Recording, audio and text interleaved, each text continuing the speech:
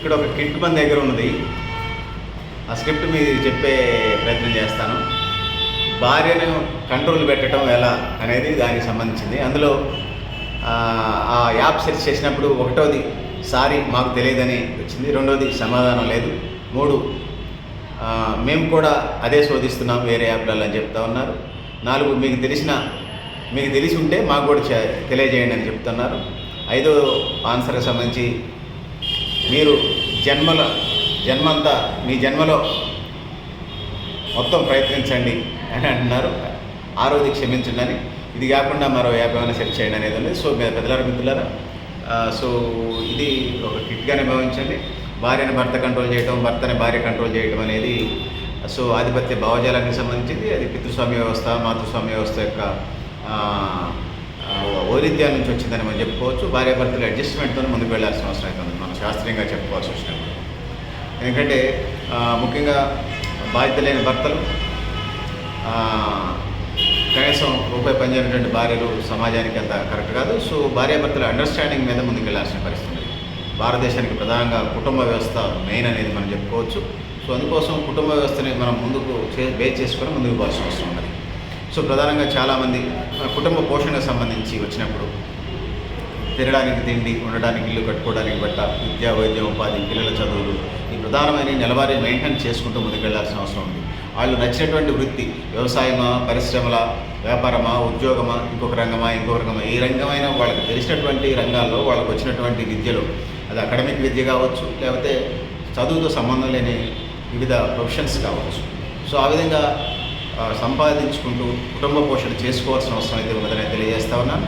అంతే తప్ప భార్యను భర్త కంట్రోల్లో పెట్టడం, భర్తను భార్యను కంట్రోల్లో పెట్టడం సో అని చెప్పడం, సో ఇవన్నీ పరిస్థితులు అయితే ఉన్నాయని తెలియజేస్తా ఉన్నాను. సో అందుకోసం ఒకళ్ళనొకళ్ళు కంట్రోల్ పెట్టుకోవడం, అంటే అండర్స్టాండింగ్ మీద ముందుకు వెళ్ళాల్సిన అవసరం ఉంటుంది. కుటుంబ వ్యవస్థకు సంబంధించి ఆ విధంగా ముందుకు పోవటం మంచిది.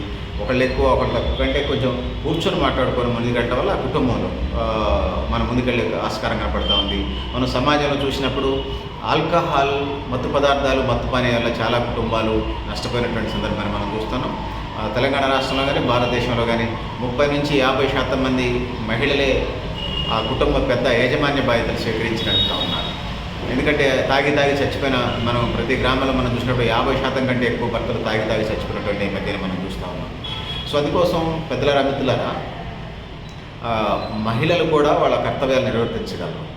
సో అందుకోసం ఎవరైతే కుటుంబ పోషణ భారానికి సంబంధించి, మెయింటెనెన్స్ సంబంధించి కుటుంబాన్ని సరిగ్గా నడపడంలో వాళ్ళకి ఇవ్వటం మంచిది. అది భర్త భార్య అనేది కాకుండా ఇద్దరు కలిసి కూడా చేసుకోవచ్చు. ఎవరైతే దాన్ని ఎక్కువ లీడ్ చేయగలరో ఆ విధంగా ముందుకు పోవాల్సిన అవసరం ఉంది.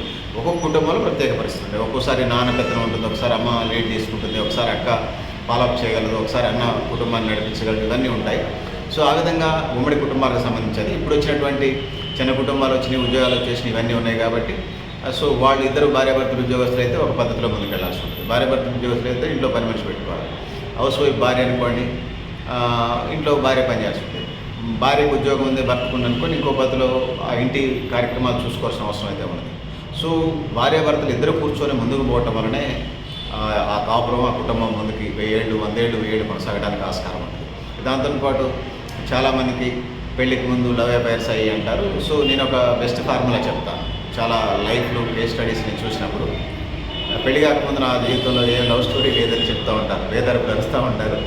సో మించిపోయిందే లేదు, మీ భార్యను భర్తని భార్యను ప్రేమించాను. సో ఆ విధంగా సక్సెస్ స్టోరీస్ నేను చాలా చూశాను కాబట్టి మీ దృష్టికి తీసుకొస్తున్నాను. సో ఈ వీడియో చూసిన వాళ్ళకి ఆ ఫార్ములా జరుగుతుంది. పెళ్లి కాకముందు ప్రేమలు ఉన్నాయో లేవలే కానీ ఉన్నా లేకపోయినా అట్లా వాటిని వదిలేయండి, వాటితో సంబంధం లేదు. పెళ్ళైన తర్వాత భార్యను భర్తని భార్య ప్రేమించుకోండి. మీకు మీరు లవ్ లెటర్ రాసుకోండి, మీరు మెసేజ్లు పెట్టుకోండి, మీకు ఫోన్లో మాట్లాడుకోండి, మీకు మీరు బర్త్డే గిఫ్ట్స్ ఇచ్చుకోండి, మీకు మీరు సెలబ్రేషన్ చేసుకోండి, టూరిస్ట్ ప్లేస్లకు వెళ్ళండి, పుణ్యక్షేత్రాలకు వెళ్ళండి, ఇట్లా లవ్లీగా జీవించండి. కుటుంబం ఆనందంగా హ్యాపీగా ఉండటం, పని చేసుకొని బతకటం, పిల్లల్ని ప్రయోజకులు చేయడం, ఇదే జీవితం యొక్క పరమార్థం. దాంతోపాటు బంధుమిత్రుల్ని, దీనుల్ని, డిపెండెన్స్, పిల్లలు, వృద్ధులు, వికలాంగులు, దివ్యాంగులు, నిరుపేదల్ని చూసేటువంటి బాధ్యత కుటుంబాలకు సంబంధించి మీ చేతనైనంత. మీరు ₹1,00,000 సంపాదిస్తే ₹1,00,000 పేదలకి ఇప్పుడు చెప్పినటువంటి డిపెండెంట్ గ్రూప్స్ ఏదైతే ఉందో ఆధారపడి జీవించే పిల్లలు, వృద్ధులు, వికలాంగులు, దివ్యాంగులు, అనాథలు, వాళ్ళకి మీరు సంపాదించిన ₹1,00,000 ఇవ్వవసరం లేదు, కానీ ఎంతో కొంత సహాయం చేసి తోడ్పాటును అందించే ప్రయత్నం అయితే చేయండి. ఆ విధంగా మీరు బతుకుతూ సమాజ నిర్మాణంలో భాగస్వాములు కాండి. తెలియజేస్తున్నాను. పెద్దలారా మిత్రులారా, భార్యాభర్తలకు సంబంధించి అనేక డిక్షనరీలు అనేక ఇది ఉన్నాయి ప్రపంచవ్యాప్తంగా. సో ఎవరికి ఏదున్నా కొంతమంది కాంట్రాక్ట్ పెళ్ళిళ్ళు చేసుకుంటారు, కొంతమంది జీవితకాలం పెళ్ళిళ్ళు చేసుకుంటారు. సో జీవితకాలం బెస్టే ఇప్పుడు. సో నచ్చకపోతే డైవర్స్లు వచ్చినాయి. సో డైవర్స్ అట్లా ఉంచండి. సో అడ్జస్ట్మెంట్ లేకపోవడం వల్లనే చాలా కేసులు కోర్టులలో నలుగుతూ ఉన్నాయి. సుమారుగా కొంతకాలం క్రితం చూసినప్పుడు సుమారుగా 30-40 లక్షల కేసులు దేశవ్యాప్తంగా కోర్టు భార్యాభర్తల కేసులు పెండింగ్లో నడుస్తున్నాయి. అది మరణం కావచ్చు, విడాకులు కావచ్చు, ఇంకోటి కావచ్చు. ఇవన్నీ సో సమాజాన్ని శాంతి వైపు నెట్టివేస్తాయి, అభివృద్ధిని ఆటంకపరుస్తాయి, దేశాభివృద్ధికి ఇవి ప్రధానమైన ఆటంకం. అందుకోసం వసుదైక కుటుంబంగా ఆ కుటుంబాలు చిన్న కుటుంబమైనా పెద్ద కుటుంబమైనా కలిసి ఉండి మంచిగా అన్యోన్యంగా జీవించినప్పుడు వాళ్ళు పనులు చేయగలుగుతారు, ఉత్పత్తి జరుగుతుంది.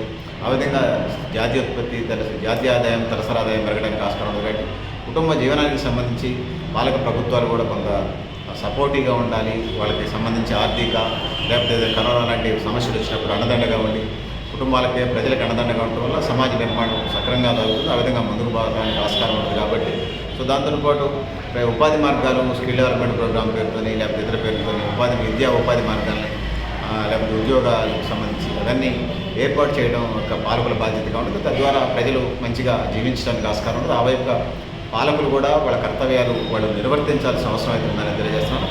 సో పెద్దలారా మిత్రులారా, మీరు కూడా మీ అభిప్రాయాలను కామెంట్ బాక్స్లో ఆయన తెలియజేస్తూ నేను గరిడేపల్లి సత్యనారాయణ, న్యూ లక్ష్య ఆర్గనైజేషన్.